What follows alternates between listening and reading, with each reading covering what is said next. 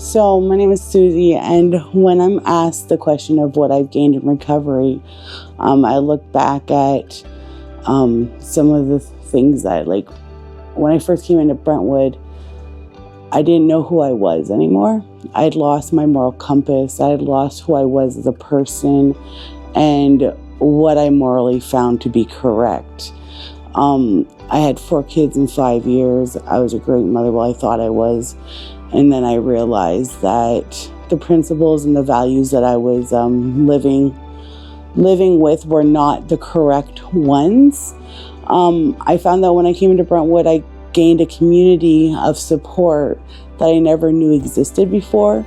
That there could be like-minded people like me who have gone through the same trials and tribulations as I have, and were able to work through it and actually feel the feelings and not suppress them as I was taught throughout my life. In recovery, I've been able to find a way to sit within my feelings and a way to actually work through them, opposed to shoving them down and pushing them down and suppressing them as though it was a cooker, to where I was exploding and reacting opposed to responding.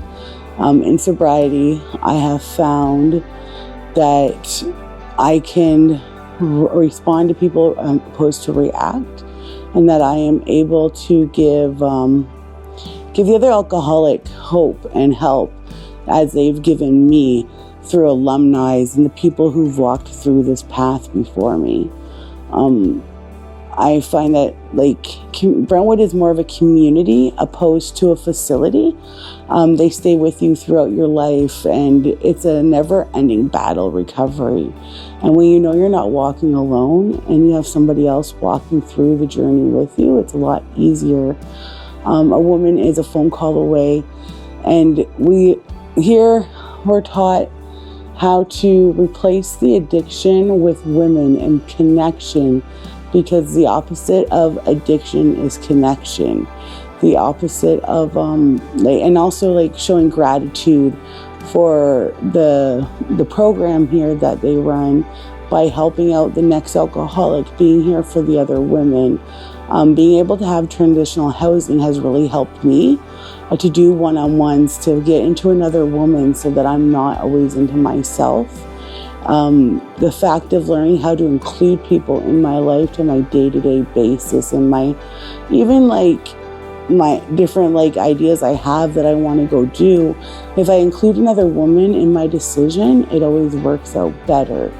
I find that asking people for suggestions, instead of just jumping the gun and being spontaneous and doing what I want to do and falling into self-will, always help.